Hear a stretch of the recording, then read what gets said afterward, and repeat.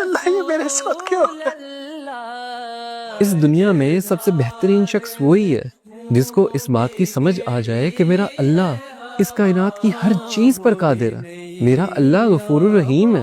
جس انسان کو یہ سمجھ آ گئی وہ انسان اس دنیا اور آخرت میں کامیاب ہے۔ ایک دفعہ آپ صلی اللہ علیہ وسلم کی محفل میں ایک بدو آ گیا۔ اس زمانے میں بدو ان لوگوں کو کہا جاتا تھا جو جاہل تھے۔ جب وہ شخص آپ صلی اللہ علیہ وسلم کی محفل میں آیا تو اس نے پوچھا کہ آپ صلی اللہ علیہ وسلم آخرت میں حساب کتاب کون کرے گا؟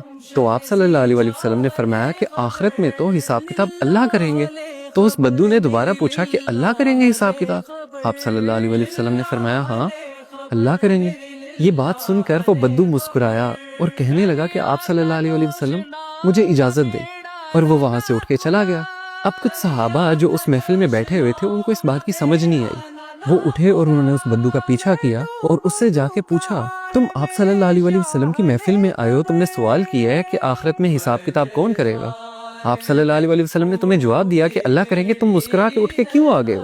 تو اس بدو نے مسکراہٹ سے کہا کہ اگر اللہ تعالیٰ نے آخرت میں حساب کتاب کرنا ہے تو اللہ تعالیٰ تو بڑا غفور الرحیم ہے، وہ تو مجھ سے میری ماں سے زیادہ پیار کرتا ہے۔